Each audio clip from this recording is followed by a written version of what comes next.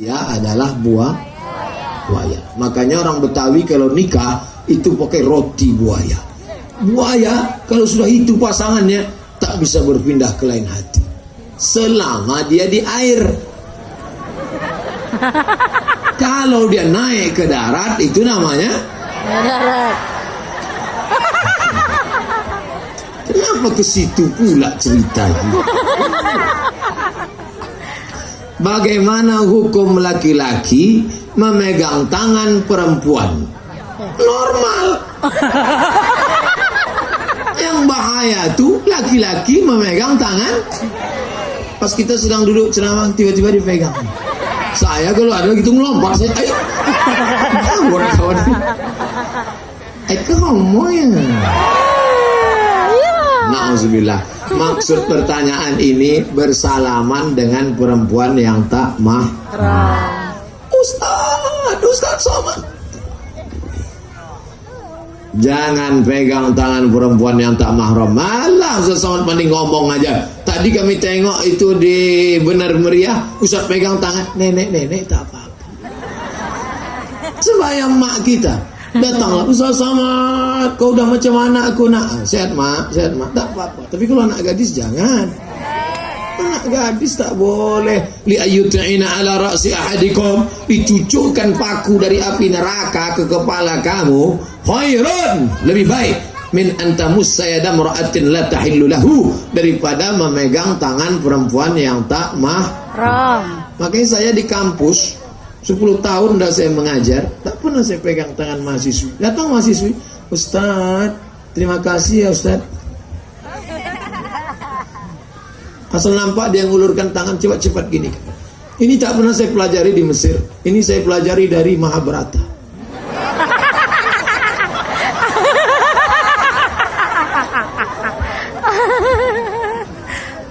Yang udah terpegang sempat, astagfirullah rabbal baraya, astagfirullah minal khataya.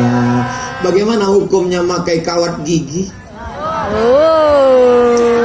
Orang zaman sekarang ini tidak. Setahu saya dulu kawat jemuran, kawat pagar rumah. Sekarang gigi pun berkawat.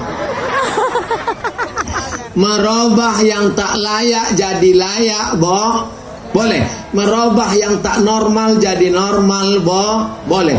Ada orang tumbuh giginya, kalau senyum dia tak tidur kita nengoknya. Maka orang begini boleh pergi ke dokter gigi, dipasang kawat dari tak normal menjadi normal. Tapi yang sudah normal mengada-ngada, fashion, style, gaya.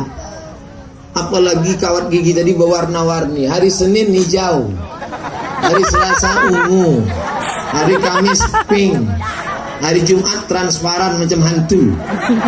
Asal jumpa sama orang, ini tak boleh. Berapa pula harga kawat gigi tadi? Ada pakai permata-permata pula. La ilaha illallah Rasulullah. Apa hukum rebonding rambut Pak Ustadz? Laki-laki tak apa-apa. Perempuan kalian bersolek untuk laki kalian.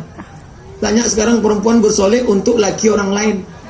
Kalau dia mau pergi putih, tapi kalau di rumahnya macam hantu. Oleh sebab itu kalian rebonding. Tapi yang menengok tak orang lain, laki kalian saja, maka hukumnya mubah. Tapi kalau dia style rambut 3 warna, merah, kuning, kelabu, bentuk macam durian, maka perbuatan ini, rambut adalah aurat.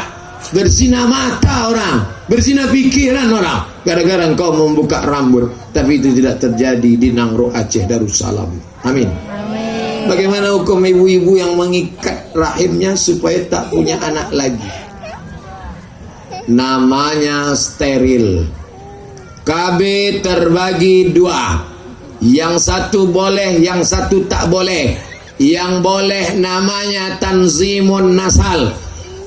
Tanzimun nasal mengatur kelahiran 2 tahun sekali, 3 tahun sekali. 4 tahun sekali boleh. Tapi kalau tidak punya anak sampai mati, laki-laki namanya vasektomi, perempuan namanya steril, tak boleh. Saya kan sudah punya anak 2 Pak Ustaz, anak saya sudah 3, saya tak mau punya anak lagi. Akhirnya dibuang rahim. Malang tak dapat ditolak, untung tak dapat diraih. Begitu rahim dibuang, kecelakaan lalu lintas, 3 anak mati sekali tabrak. Bisa punya anak lagi? Tak bisa. Ibu menangis, gak bisa punya anak bang. Abang senyum.